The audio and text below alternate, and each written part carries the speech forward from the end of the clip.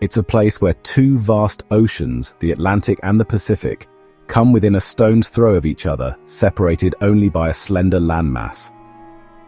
The Big Ditch, which it is aptly nicknamed, is owned and operated by Panama, and is an engineering marvel that crosses the Isthmus of Panama in the shape of an S.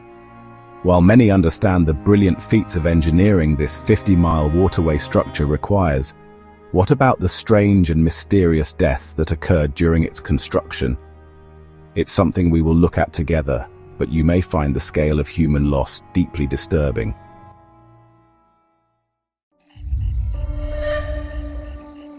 This canal has a uniquely tragic history. For example, during the 1880s, the sheer number of human lives that were lost is staggering, and estimates place the death toll at around 22,000 people, while other experts estimate a much higher death toll that is closer to 38,000. The losses are shocking, not just the number of deaths, but how they occurred. I will cover the strange details about those tragic events in a few moments, but it is helpful to get our bearings, so let's discuss where the Panama Canal is located.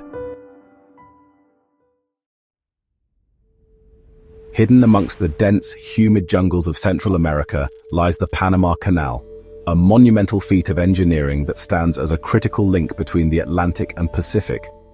But first, before we dig into the history on this particular historical canal, I think it would be helpful to make the case as to why canals are even necessary to begin with. And with that, we need a simple explanation on how they work. Imagine the canal like a staircase for ships. Locks are like the steps. When a ship needs to go uphill, it enters a lock. Gates close behind it and water is pumped in, raising the ship to the next level. Then, gates open in front and the ship moves into the next lock. To go downhill, the process is reversed. The ship enters, gates close, water is drained, lowering the ship, and then the front gates open. Locks are essentially elevators for boats, which allows them to travel between different water levels. Why is this important? Because, as we will see, the first attempt to build the Panama Canal failed because they didn't use locks. Ferdinand de Lesseps, after building Suez Canal in 1869, turned his attention to Panama. He planned a sea-level canal, approximately 50 miles long. He estimated the project would cost $132 million and take 12 years to complete. The project began with widespread optimism, with the ceremonial groundbreaking in late December 1879. In 1881, infused with confidence and fueled by the promise of streamlined global trade, the French commenced their ambitious endeavor, a seamless passage carved directly across the rugged terrain of the Isthmus of Panama. De Lesseps was quoted as saying, "To accomplish great things, we must not only act but also dream, not only plan but also believe." They quickly realized the need for a large labor force. Many workers migrated from the West Indies to Panama to seek employment. It is recorded that a large portion of the approximate 40,000 workers employed by the French were from the Afro-Caribbean areas of the West Indies. For those that might not be familiar, the West Indies is an island sub-region in the middle of the Americas, surrounded by the North Atlantic Ocean and the Caribbean Sea, which comprises 13 independent island countries, including locations like Jamaica and Haiti. Laborers from these areas were assigned the most physically strenuous and hazardous tasks, such as excavation, heavy machinery operation, and explosives handling. They also experienced overcrowded and unsanitary living quarters. These living quarters were also segregated from the other laborers. Combined with relatively low wages, these were difficult conditions to contend with. But despite these hardships, many West Indians were driven by the desire for economic opportunity, seeking to support their families back home. Skilled workers were placed on the gold roll. They received high salaries and access to employee benefits. Low-skilled workers, on the other hand, were placed on the silver roll and received much lower pay rates in local coin. The Panama Canal would not have been possible without the labor of these workers. Their contributions are a crucial part of the canal's history. The early years of the French undertaking were a relentless struggle against the unforgiving forces of nature. The sultry, humid climate, a breeding ground for deadly pathogens, proved to be a formidable adversary. Yellow fever and malaria, transmitted by ubiquitous mosquitoes, spread with terrifying rapidity through the workforce, claiming thousands of lives. The rudimentary medical knowledge of the time, coupled with the lack of effective sanitation, rendered the French largely helpless against these insidious diseases. Adding to the medical catastrophe, the French were woefully unprepared for the sheer scale and complexity of the project. By 1883, the number of worker deaths increased substantially. During wet seasons, estimates indicate 30 to 40 worker deaths per day. They faced logistical nightmares, struggling to transport and manage the vast amounts of equipment and materials required. Approximately 75 million cubic yards of earth were excavated by the French effort, but this was insufficient for the project's completion. Financial mismanagement and corruption further compounded their woes, draining the project's resources and fueling public discontent. By December 1888, the Universal Company of the Interoceanic Canal went bankrupt. Approximately $287 million had been spent, which in modern times is equivalent to around $10 billion. The word Panama became synonymous with scandal. De Lesseps, once a hero, faced public condemnation. His insistence on a sea-level canal, a stubborn refusal to acknowledge the terrain's ferocity, had become his undoing. Political turmoil in France, coupled with mounting losses, ultimately led to the project's abandonment in 1889, leaving behind a legacy of shattered dreams and countless graves.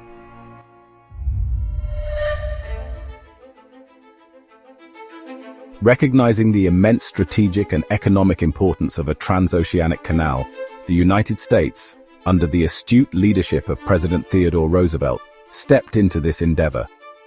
In 1904, after supporting Panama's independence from Colombia, the Americans acquired the rights and assets of the failed French project. Theodore Roosevelt's pursuit of the Panama Canal was a testament to his speak softly and carry a big stick philosophy.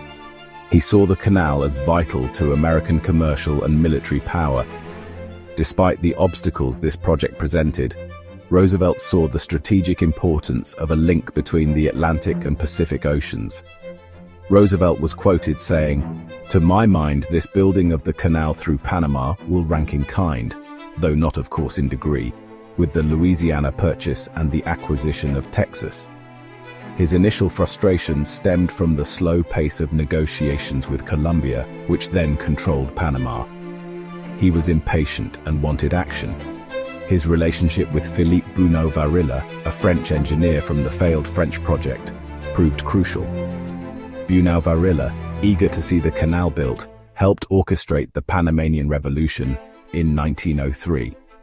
In Colón, the most significant incident of the Panamanian Revolution occurred when Colombian General Esteban Huertas's attempt to land troops to suppress the rebellion was resisted by the local fire brigade, who supported the revolutionaries.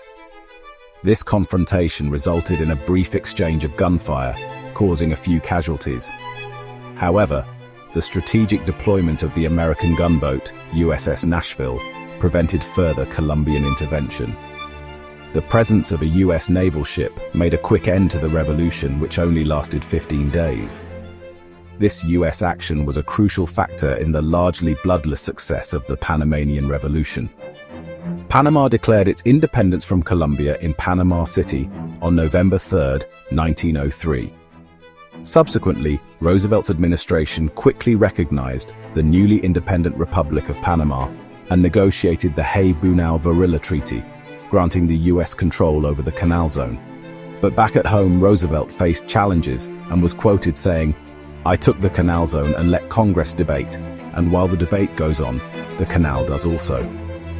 While Bunau-Varilla was quoted as saying, "Why not energize this new defensive alliance with a peaceful undertaking which will bind the two nations together in a profitable economic enterprise?" Roosevelt's swift recognition of the newly independent Panama and the subsequent Hay-Bunau-Varilla Treaty secured the canal zone for the United States. This treaty granted the United States control of the Panama Canal zone and its operations, including the revenues generated from tolls. In exchange, the US agreed to make payments to Panama. With the treaty signed, they approached the task with a renewed sense of purpose and a significantly different engineering vision. Instead of pursuing the French dream of a sea-level canal, the Americans opted for a higher-level canal, featuring a series of locks that would raise and lower ships between the oceans. This design, while more complex, offered several advantages, including better control of water levels and reduced excavation. Less digging directly translates to a shorter construction timeline, as there is less material to remove, and also less disruption to the natural environment. The Chagres River in central Panama is the largest river in the Panama Canal's watershed. It is dammed to create Gatun Lake and Lake Alajuela, which are essential for the canal's operation. Notably, due to the canal's locks, the Chagres River's water flows into both the Atlantic Ocean and the Pacific Ocean, giving it the rare distinction of draining into two oceans. To tame this unpredictable waterway, the Americans embarked on the construction of the Gatun Dam, a monumental structure that would create the vast Gatun Lake, a key component of the canal's operation. The lake is essential to the canal's water supply, as it provides the millions of gallons of water at the high level needed for the locks to function correctly. For this to all work, they needed innovative engineering solutions, such as the use of concrete locks and the development of specialized dredging equipment.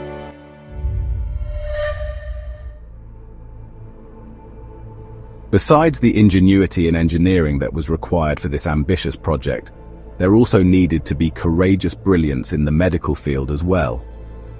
Yellow fever and malaria were still claiming hundreds of lives per week, so sanitation and mosquito eradication were desperately needed for the project to continue. But before we get to the doctor who was the chief physician during this time, we need to understand some medical discoveries and research that occurred prior to American construction at the turn of the century. In 1881, Carlos Finlay, a Cuban physician and scientist, theorized that mosquitoes were the vector or carrier of yellow fever. He was a pioneer in yellow fever research. He specifically identified the Aedes aegypti mosquito as the transmitter. His work laid the groundwork for the eventual control of yellow fever. In 1900, U.S. Army physicians Walter Reed and Jesse Lazier, members of the U.S. Army Yellow Fever Commission in Cuba, along with doctors James Carroll and Aristides Agramonte, conducted groundbreaking research that revolutionized our understanding of yellow fever. Reed led the commission, while Lazier played a crucial role in the experimental work. Their mission was to validate Carlos Finlay's theory that mosquitoes transmitted the disease. Through meticulous experiments, they demonstrated that Aedes aegypti mosquitoes were indeed the vector. Volunteers, including soldiers, participated in controlled studies, some being bitten by infected mosquitoes, while others were kept in close contact with yellow fever patients without mosquito exposure. These experiments conclusively proved the mosquito's role in transmission. The work of the Reed Commission allowed for the understanding of how to prevent the spread of the disease. His findings were essential in the years following his death, and laid the groundwork for successful sanitation efforts to create a safe working conditions in the canal zone. Walter Reed's work took place around 1900 to 1901. He died in 1902. Reed was quoted as saying, "It has been permitted to me and my assistants to lift the impenetrable veil that has surrounded the causation of this most dreadful pest of humanity." Jesse Lazier, a U.S. Army surgeon and member of the Yellow Fever Commission, conducted experiments with infected mosquitoes, including allowing himself to be bitten. Tragically, Lazier's dedication led to his death when he contracted yellow fever after being bitten by an infected mosquito during his research. His sacrifice provided invaluable data, solidifying the Commission's findings. Reed, acknowledging Finlay's earlier work, ensured the scientific community recognized the mosquito's role. Their combined efforts provided the crucial knowledge that enabled effective sanitation measures, ultimately saving countless lives and making the Panama Canal's construction possible. While there were 3 chief engineers that oversaw the US construction at different times, there was one single chief physician during the entire duration of the American construction phase, which was a span of 10 years. Dr. William C. Gorgas, a US Army physician and sanitation expert, spearheaded eradicating yellow fever and malaria. He led efforts to eradicate mosquito breeding grounds, significantly reducing yellow fever and malaria. His work was essential to making the canal zone habitable for workers. He implemented sanitation measures based on Finley's and Reed's research. He was quoted as saying, "If the conditions as they existed in 1905 were to continue, the canal would never be finished." The first chief engineer of the American project was John Findley Wallace. Wallace was a seasoned civil engineer with experience in railroad construction. As we will see, he faced significant challenges in the early stages. A large labor force was again needed to take on this project, so a reliance on West Indian labor continued. His contributions began with the initial organizational work, including setting up infrastructure and acquiring equipment. But he struggled to maintain progress at the pace Roosevelt desired. Ultimately, in 1905, after 1 year of leading the engineering work, Wallace resigned. His resignation only further incited Roosevelt, who was frustrated with the perceived slow pace of early canal efforts. In 1905, John Stevens, a successful railroad engineer, succeeded Wallace as chief engineer. Stevens had a distinguished career in railroad engineering, notably with the Great Northern Railway. His experience included surveying, locating, and constructing rail lines, which proved invaluable in Panama. He famously located the Marias Pass and the Stevens Pass. Stevens was a pragmatic engineer, focused on efficiency and problem solving. He was known for his ability to tackle challenging terrains and logistical problems. He was quoted as saying, "The digging is the least thing of all. The real problem is building the infrastructure to support the project." Stevens made significant progress, but he and Roosevelt had differing leadership styles. Stevens was very talented, but was not suited to the political pressures of the project. He resigned after 2 years on the project, but left a strong groundwork for the next engineer to continue. Roosevelt, while respecting Stevens's abilities, sought a more decisive and forceful leader.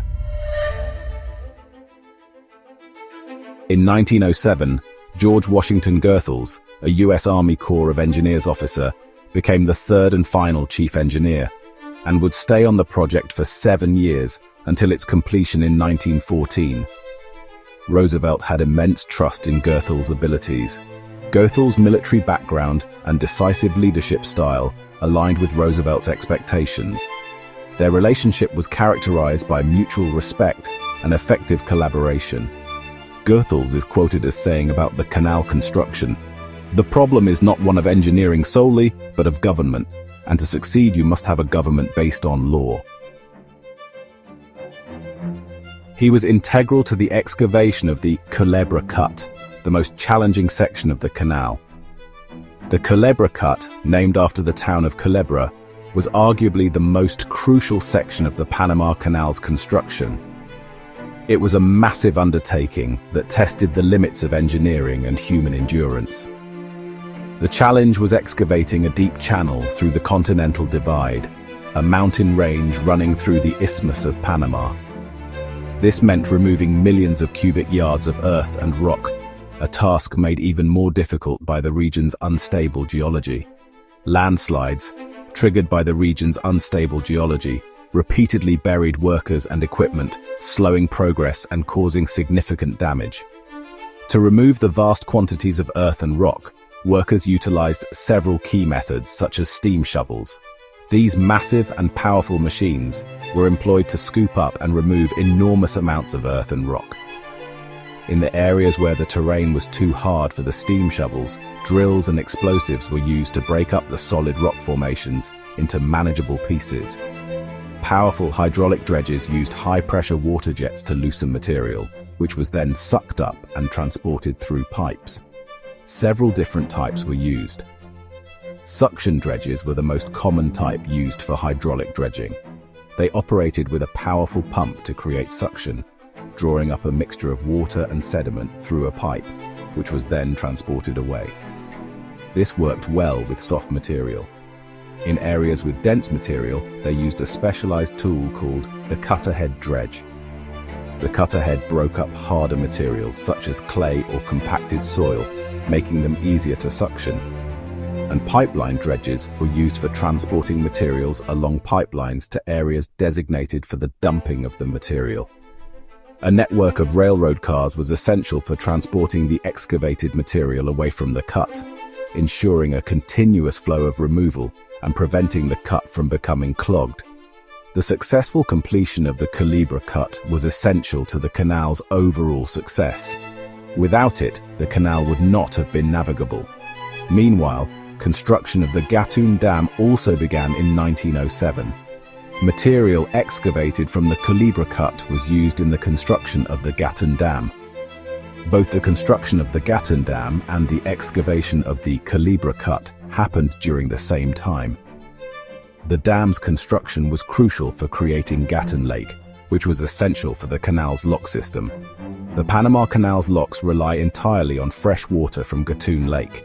When a ship enters a lock, the space is filled or emptied to match the next water level. This uses vast amounts of water, which then flows to the ocean. Gatun Lake needs constant rainfall to replenish this lost water. The creation of Gatun Lake allowed for a large portion of the canal to be above sea level, which greatly reduced the amount of earth that needed to be excavated. The dam, being an earthen dam, is subject to seepage, which has to be monitored constantly. Over time, erosion and sedimentation can affect the dam's structural integrity and the lake's capacity. So ongoing maintenance and monitoring are essential to mitigate these risks. However, the dam has functioned very well for over a century. David Gaylord, a US Army engineer, was integral to the excavation of the Culebra cut. He died in 1913, a year before the canal's completion. In 1915, it was renamed Gaylord Cut, in honor of Major David Gaylord. The Panama Canal was finally completed in 1914, a monumental achievement that revolutionized global trade and transportation. President Roosevelt saw it as a crowning achievement of his presidency and a symbol of American power and ingenuity. He was quoted as saying, "By far the most important action I took in foreign affairs during the time I was president related to the Panama Canal." Ships could now traverse between the Atlantic and Pacific Oceans in a fraction of the time, eliminating the need for the perilous journey around Cape Horn. The canal opened new trade routes, facilitated the movement of goods and people, and cemented the United States' position as a global power. Goethals earned the nickname the genius of the Panama Canal for seeing the canal to its completion. The total cost of the Panama Canal, including both the French and US efforts, was roughly $662 million at the time, with the French spending about $287 million and the US spending about $375 million. However, the human cost of the canal's construction cannot be ignored. Thousands of workers, French, Panamanian, West Indian, and Americans, lost their lives to disease, snake bites, accidents, and the harsh working conditions. It is widely estimated that approximately 20,000 workers died during the French attempt to build the canal. The primary causes were yellow fever, malaria, and other tropical diseases, as well as accidents. The US efforts, thanks to advances in sanitation and disease control, led by figures like William C. Gorgas, saw significantly lower death rates. Estimates of deaths during the American construction phase range from approximately 5,600 to 8,000.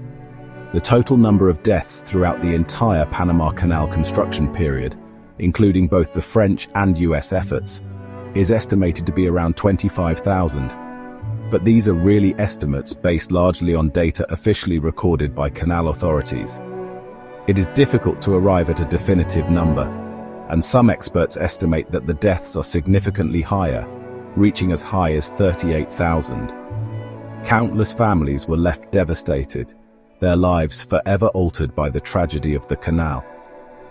The sacrifices made by these individuals, their untold stories of hardship and loss, are an integral part of the canal's history. In 1977, a new chapter began, with President Jimmy Carter. Only 7 months after he was sworn in as the new US president, he signed the Torrijos-Carter Treaty. The Panamanian leader, Omar Torrijos, a key figure in negotiations, also signed the treaty.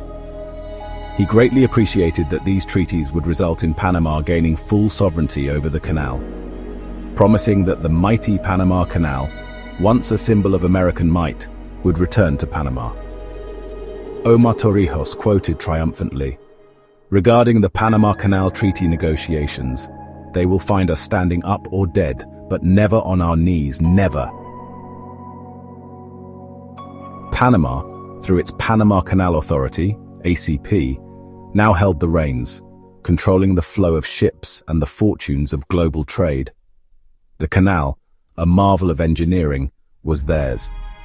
Some American military strategists expressed concerns about giving away control that could harm the US in times of conflict with adversarial countries, to which Carter was quoted, "The treaties answer that clearly by guaranteeing that our ships will always have expeditious transit through the canal by ships which use the canal." And while Carter gave assurances to Americans, we will soon see that treaties can be broken. In 2017, construction began for the expansion of the canal to add a third lane of locks, allowing for the passage of larger Neo-Panamax ships. The new locks incorporated water-saving basins to reduce the amount of fresh water used per transit. This was a crucial feature, given the canal's reliance on fresh water from Gatun Lake.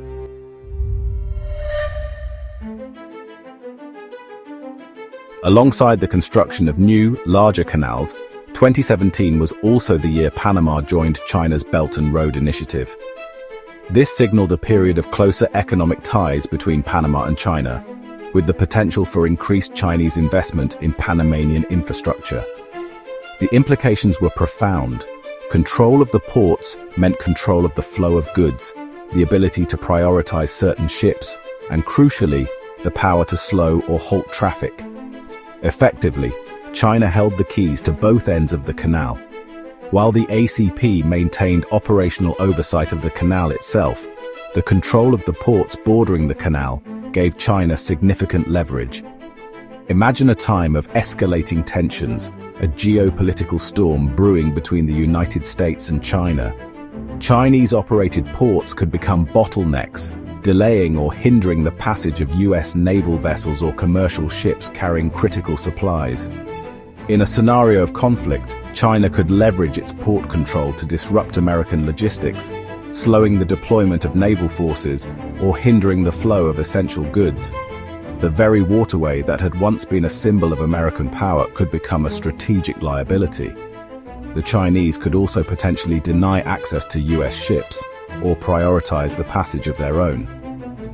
The strategic importance of the canal extends beyond military applications. Economic warfare could also be waged. Recently, there has been a shift in Panama's stance. Panama has now moved to leave China's Belt and Road Initiative. This decision has come amidst increased US pressure and concerns about Chinese influence. It still remains to be seen how this will eventually be resolved between the nations and how the treaty is interpreted from those doing the negotiations. What we do know is that this relatively tiny strip of land is a huge player when it comes to global commerce, which means it will always play a huge role in world affairs. The Panama Canal, a triumph of human ingenuity built with immense sacrifice, dramatically shortened global trade routes, but at a staggering human cost, showcasing both the power and price of engineering ambition. Thanks for watching, and until next time, stay brave out there.